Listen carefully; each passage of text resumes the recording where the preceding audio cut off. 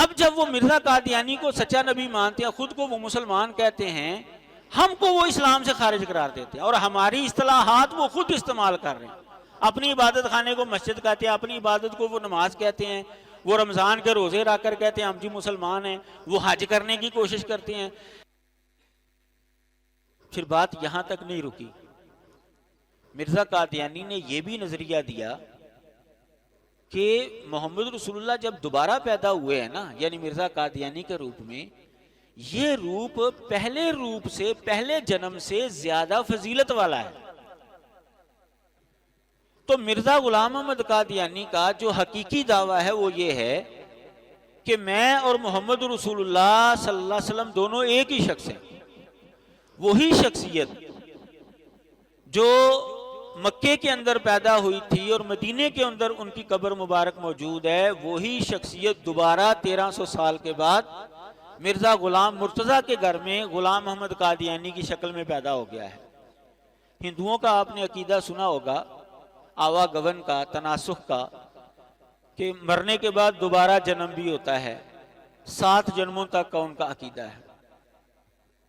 مرزا قادیانی نے اسی عقیدے کو تھوڑا سا تبدیل کر کے بیان کر دیا کہ عام انسانوں کا تو نہیں، لیکن محمد صلی اللہ علیہ وسلم کا دوبارہ جنم ہوا ہے، اور وہ مرزا قادیانی کے روپ میں ہوا ہے۔ ایک سوال کیا جاتا ہے مسلمانوں کے اوپر کہ اگر کوئی عیسائی کلمہ پڑھے تو مسلمانوں کو بڑی خوشی ہوتی ہے، اگر کوئی ہندو کلمہ پڑھ کر دائرہ اسلام کے اندر آئے تو مسلمان خوشی مناتے ہیں، سکھ مذہب کا کوئی بندہ آ جائے، بدھ مت کا یا کوئی ملحد اسلام قبول کرے، کلمہ پڑھے، تو مسلمان خوشی کے شادیانے بجاتے ہیں۔ کیا وجہ ہے کہ ایک قادیانی مسلمانوں کے سامنے جب کلمہ پڑھتا ہے اور اپنے آپ کو مسلمان ظاہر کرتا ہے اور مسلمانوں کو تکلیف ہوتی ہے؟ اس کی کیا وجہ ہے؟ اگر مسلمان قادیانیوں کو مسلمان تسلیم کر لیں تو ان کی تعداد کے اندر ہی اضافہ ہوگا، مسلمانوں کو کچھ اعلیٰ ذہن مل جائیں گے، دنیاوی اعتبار سے وہ بڑے ماہر ہوتے ہیں اپنے فنون کے اندر، تو مسلمانوں کا ہی فائدہ ہے۔ لیکن کیا وجہ ہے کہ اگر کوئی دوسرے مذہب سے آ کر کلمہ پڑھے، مسلمان خوشی کا اظہار کرتے ہیں، لیکن قادیانی مسلمانوں کے سامنے جب آ کر کلمہ پڑھتے ہیں تو مسلمانوں کو تکلیف ہوتی ہے؟ اس کی وجہ کیا ہے؟ آج ہم انشاءاللہ اس سوال کا جواب تلاش کریں گے کہ آخر ہمیں قادیانیوں سے پرابلم کیا ہے؟ وہ جب اپنے آپ کو مسلمان ظاہر کرتے ہیں ہمیں پریشانی کیوں ہوتی ہے، تکلیف کیوں ہوتی ہے؟ ہمارا اور ان کا جھگڑا کیا ہے؟ کسی جائیداد کا جھگڑا نہیں ہے ان کے ساتھ ہمارا، ایک خاص بنیاد ہے ہماری۔ یہ ہمارا جھگڑا شروع ہوتا ہے 1891 جنوری کے مہینے سے، جب قادیانی کا بانی، اس مذہب کو شروع کرنے والا مرزا غلام احمد قادیانی، اس نے مسیح موعود ہونے کا اعلان کیا، عیسیٰ علیہ السلام کی وفات کا اعلان کیا، اور خود ان کی جگہ پر آنے کا اعلان کر دیا، اور اس کے علاوہ خود کو نبی اور رسول کے منصب کے اوپر فائز کیا، اسلام کے اوپر قبضہ کر لیا، اور ایسے عقائد اور نظریات مسلمانوں کے اندر پھیلانے کی کوشش کی جن کا اسلام کے ساتھ کوئی تعلق نہیں تھا۔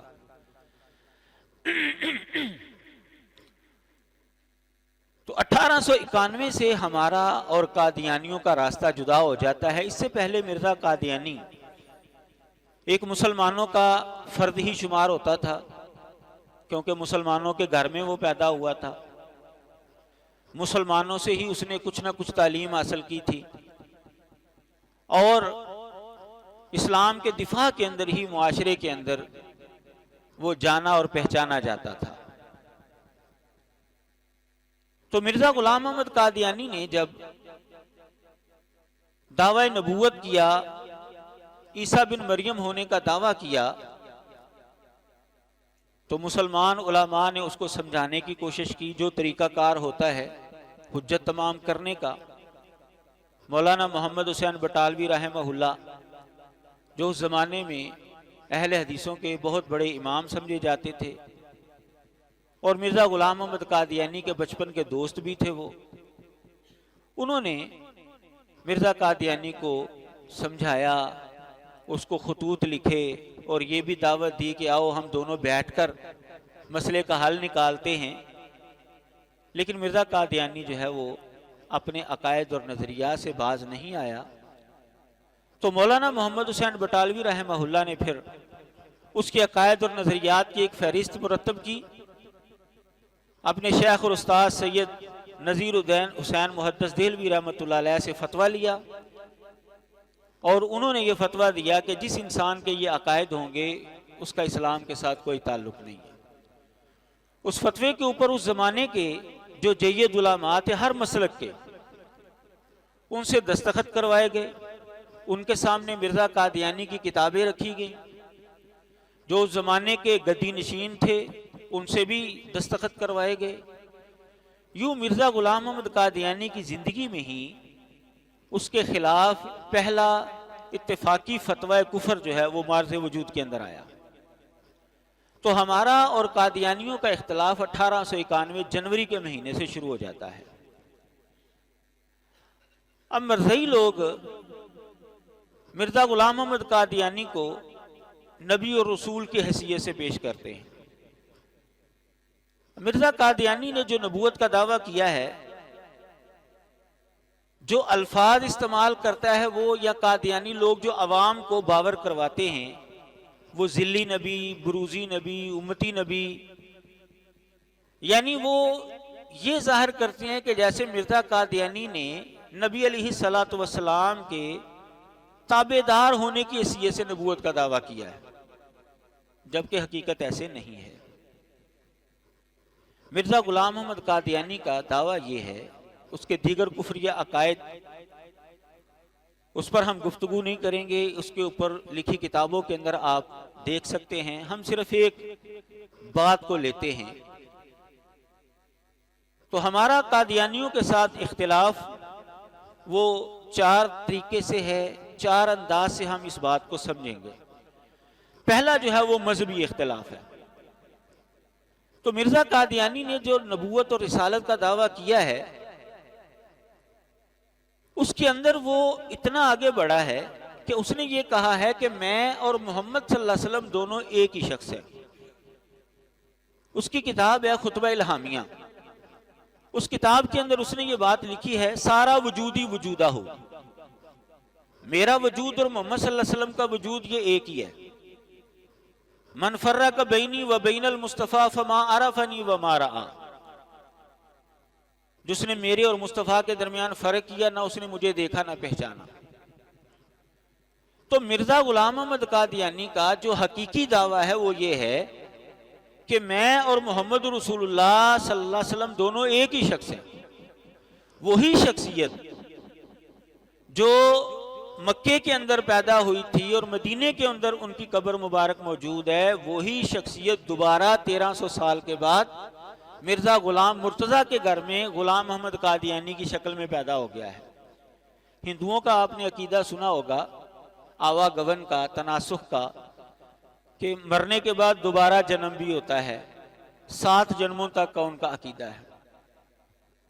مرزا قادیانی نے اسی عقیدے کو تھوڑا سا تبدیل کر کے بیان کر دیا کہ عام انسانوں کا تو نہیں، لیکن محمد صلی اللہ علیہ وسلم کا دوبارہ جنم ہوا ہے، اور وہ مرزا قادیانی کے روپ میں ہوا ہے۔ اب مرزا غلام محمد قادیانی نے جب یہ نظریہ دیا تو اب اس کے بیٹے نے، بشیر احمد نے، ایک مضمون لکھا کلمۃ الفصل کے نام سے۔ اس کے اندر اس نے کفر اور اسلام کی بحث کی، یہ آج بھی ان کی ویب سائٹ کے اوپر موجود ہے۔ تو اس کے اندر وہ خود ایک سوال اٹھاتا ہے اور پھر اس کا جواب لکھتا ہے. کہتا ہے ہمارے اوپر ایک سوال اٹھایا جاتا ہے کہ اگر تم نے ایک نیا نبی کھڑا کیا ہے تو تم اپنا کلمہ الگ کیوں نہیں بنا لیتے؟ کہتا ہے اصل میں مسئلہ یہ ہے کہ حضرت صاحب کا یہ عقیدہ ہے، یعنی مرزا قادیانی نے یہ عقیدہ دیا ہے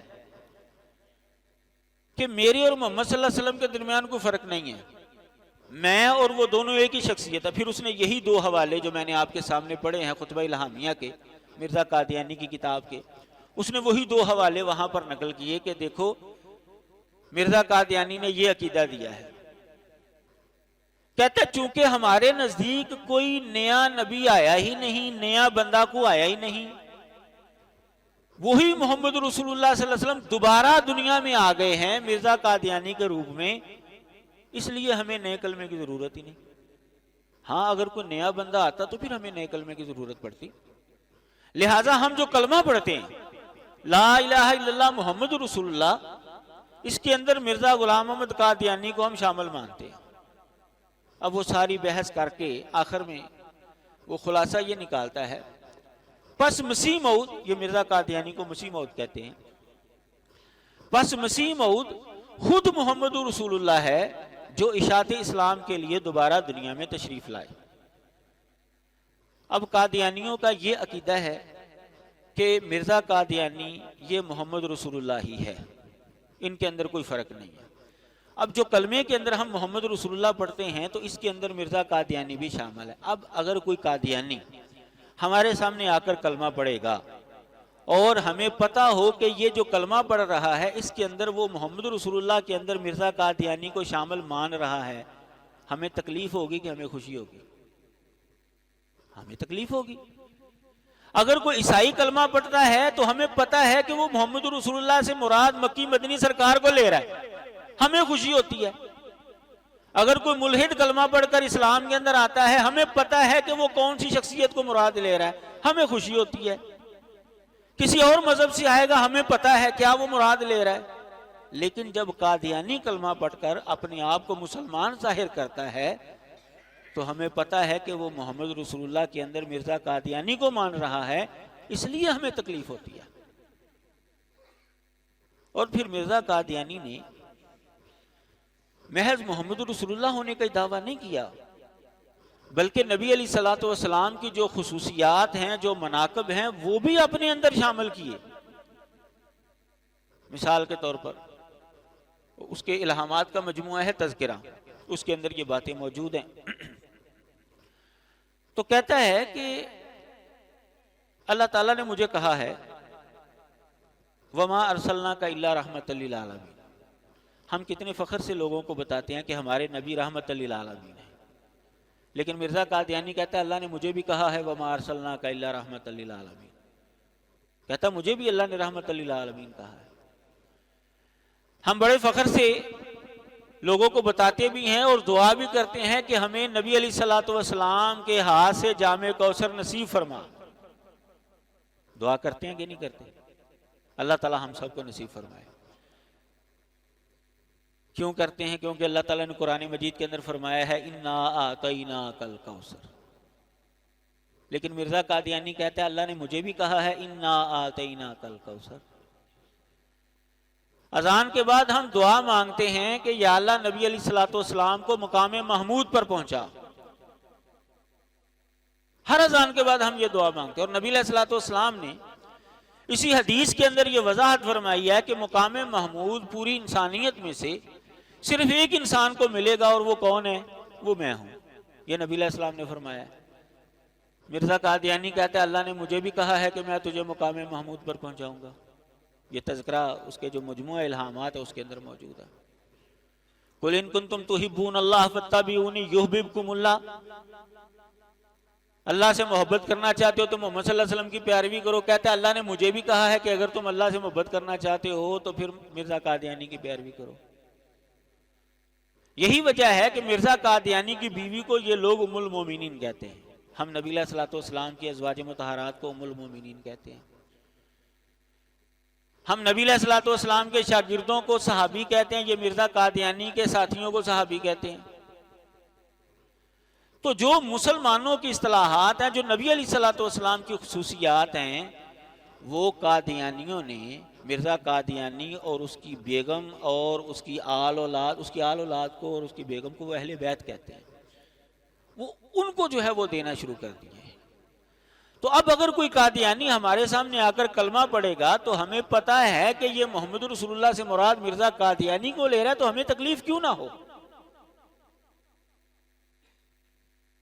پھر بات یہاں تک نہیں رکی، مرزا قادیانی نے یہ بھی نظریہ دیا کہ محمد رسول اللہ جب دوبارہ پیدا ہوئے ہیں نا، یعنی مرزا قادیانی کے روپ میں، یہ روپ پہلے روپ سے، پہلے جنم سے زیادہ فضیلت والا ہے۔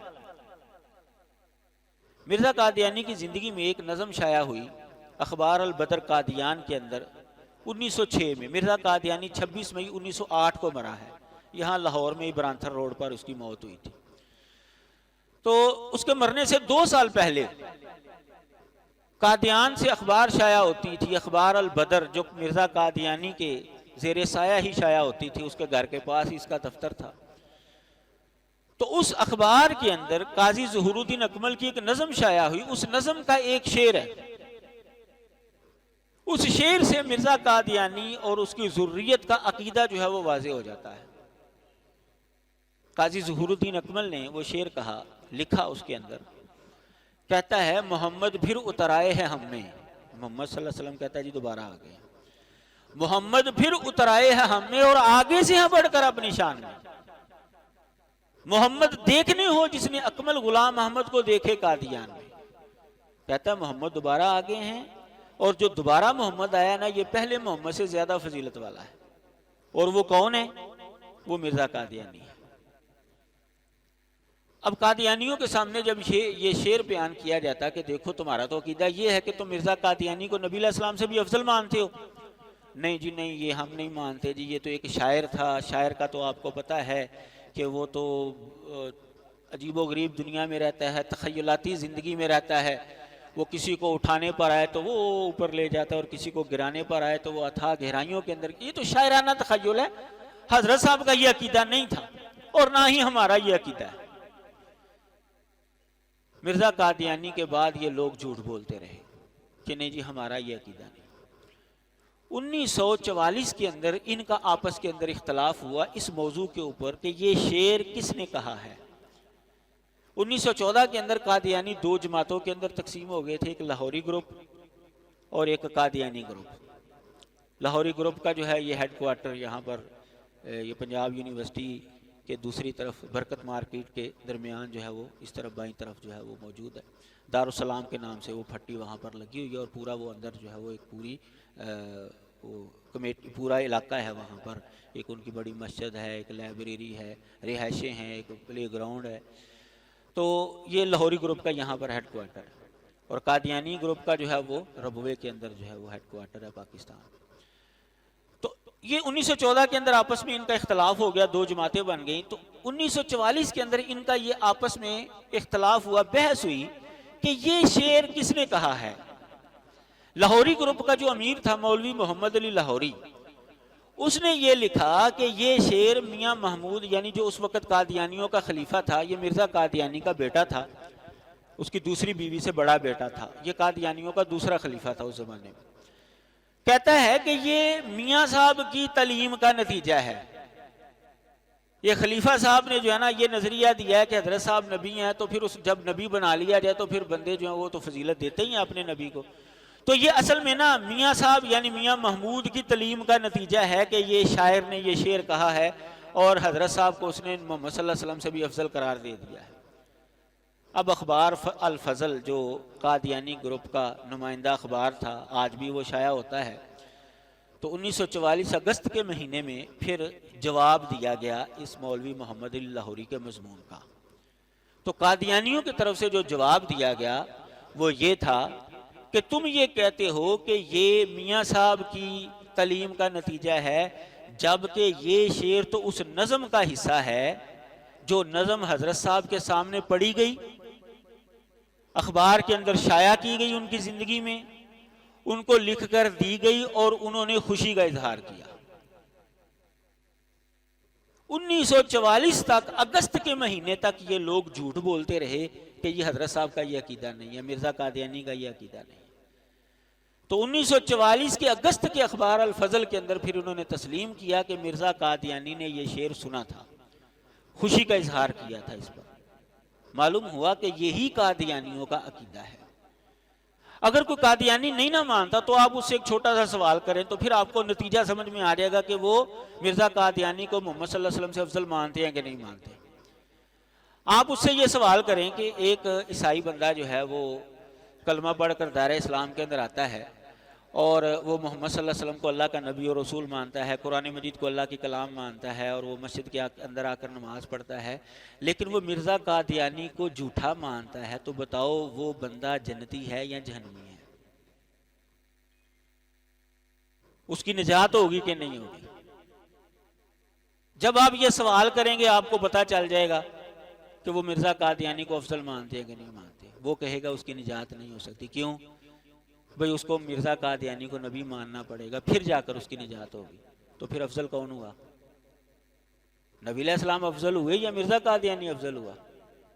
کہ محمد صلی اللہ علیہ وسلم کو نبی ماننے کی وجہ سے بندے کی نجات نہیں ہے، نجات ہے مرزا قادیانی کو نبی ماننے کی وجہ سے۔ اور اگر وہ یہ کہے کہ ہاں اس کی نجات ہو جائے گی تو پھر مرزا قادیانی جھوٹا ثابت ہو جاتا ہے۔ دو ہی جواب دے گا وہ، یہ تو جواب کبھی بھی نہیں دے سکتا کہ اس کی نجات نہیں ہوگی، کیونکہ اگر وہ یہ جواب دے تو اس کا مطلب یہ ہے کہ مرزا قادیانی کا دعویٰ نبوت جھوٹا ہے، کیونکہ پھر اس کو ماننے کے بغیر نجات ہو گئی تو بیڑے ہی پار ہیں، پھر تو اس کا دعویٰ غلط ثابت ہو جائے گا۔ یہ جواب وہ نہیں دے سکتا۔ جب وہ یہ جواب دے گا کہ اس کی نجات نہیں ہوگی تو نتیجہ یہی نکلے گا کہ وہ مرزا قادیانی کو محمد صلی اللہ علیہ وسلم سے افضل مان رہے ہیں۔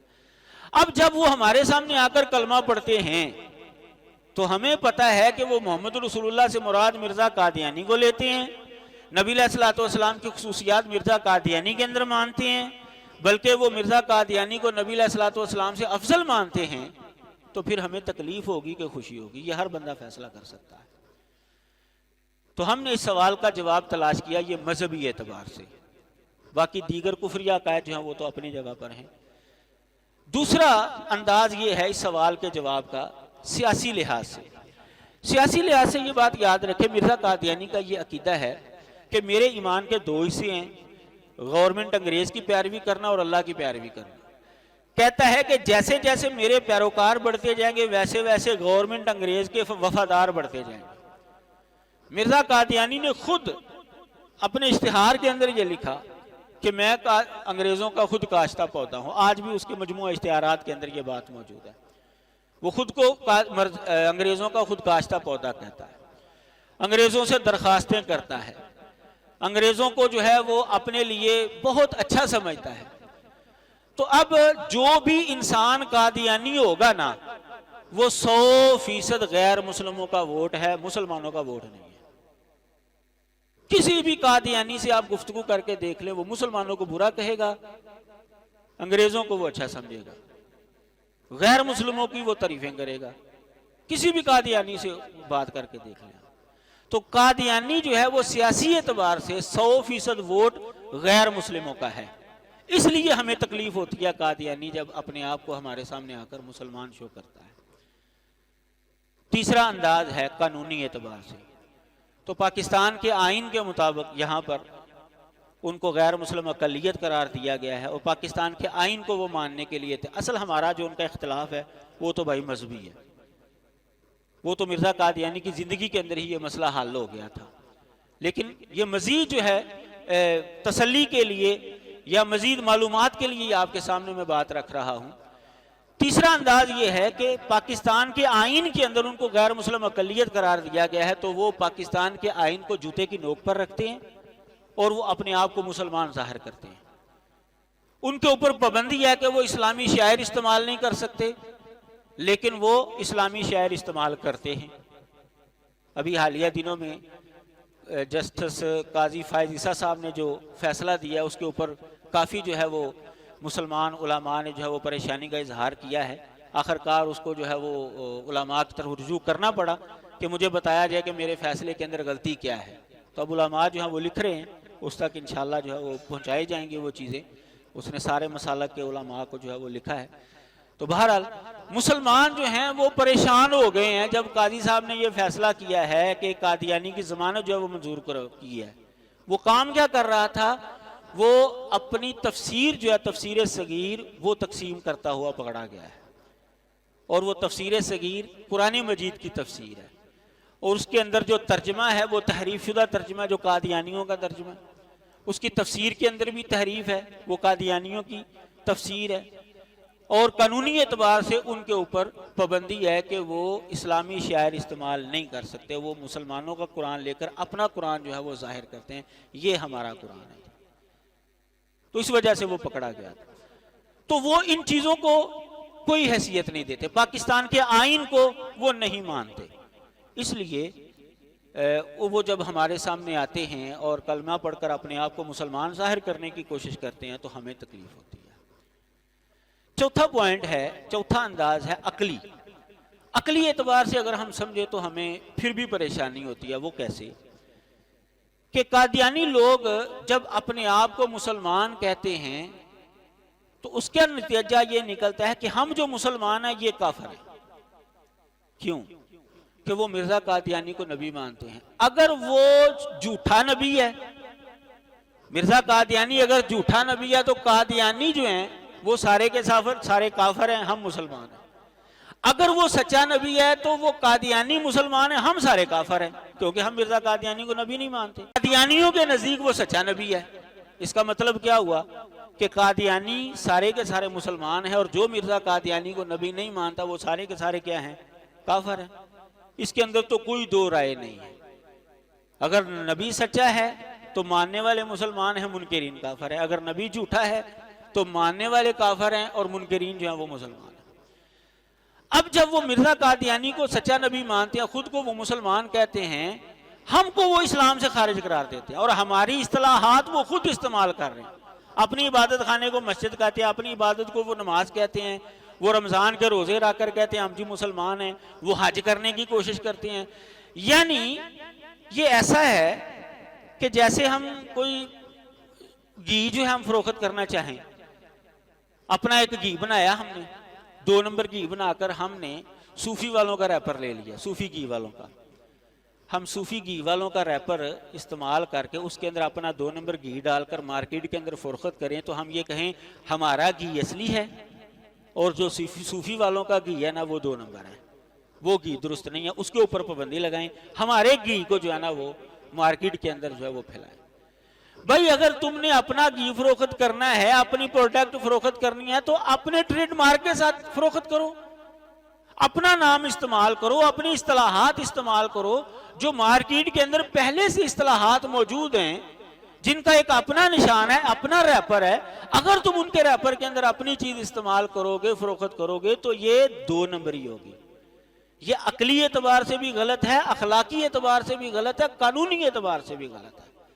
تو قادیانی لوگ کرتے یہ ہیں کہ وہ اپنے آپ کو مسلمان شو کرتے ہیں، مسلمانوں کو کافر کہتے ہیں، مسلمانوں کو جب کافر کہہ کر خود کو وہ مسلمان کہتے ہیں تو پھر مسلمانوں والی ساری اصطلاحات وہ اپنے لیے استعمال کرتے ہیں، جیسا کہ میں نے بتایا مرزا قادیانی کی آل اولاد کو اہل بیت کہتے ہیں، مرزا قادیانی کی بیوی کو وہ ام المومنین کہتے ہیں، مرزا قادیانی کے دوستوں کو وہ صحابی کہتے ہیں، ہم صحابہ کے ساتھ رضی اللہ عنہ لکھتے ہیں، وہ مرزا قادیانی کے ساتھیوں کے ساتھ رضی اللہ عنہ لکھتے ہیں، وغیرہ وغیرہ۔ یہ ساری صورتحال۔ تو عقلی اعتبار سے بھی اگر ہم دیکھیں تو قادیانی لوگ جو ہیں وہ دھوکہ دے رہے ہیں، اس لیے ہمیں تکلیف ہوتی ہے، اس لیے ہمیں پریشانی ہوتی ہے۔ تو ہم نے اس سوال کے جواب کو سمجھا 4 انداز سے۔ مذہبی اعتبار سے بھی ہمیں تکلیف ہے، سیاسی اعتبار سے بھی ہمیں تکلیف ہے، آئینی اعتبار سے بھی ہمیں تکلیف ہے، اور عقلی اعتبار سے بھی اگر دیکھا جائے تو ہمیں تکلیف ہے۔ تو جب کوئی قادیانی آ کر اپنے آپ کو مسلمان شو کرتا ہے تو ہمیں پریشانی ہوتی ہے۔ ہاں اس وقت ہمیں خوشی ہوگی جب وہ کلمہ پڑھے اور ساتھ وہ اقرار کرے کہ مرزا قادیانی جھوٹا ہے، پھر ہم مانیں گے ہاں اب یہ صحیح کلمہ پڑھ رہا ہے۔ اور کئی قادیانیوں کو اللہ تعالیٰ توفیق دیتا ہے، پھر وہ اسلام قبول کرتے بھی ہیں۔ تو جب کوئی غیر مسلم آ کر کلمہ پڑھتا ہے تو ہمیں پتا ہے کہ وہ محمد رسول اللہ کے اندر کسی اور شخصیت کو شامل نہیں کر رہا، وہ صرف نبی علیہ الصلوۃ والسلام کو مراد لے رہا ہے۔ جبکہ قادیانی ایسا نہیں کرتے، اس لیے ہمیں پریشانی ہوتی ہے۔ وآخر دعوانا ان الحمد للہ رب العالمین۔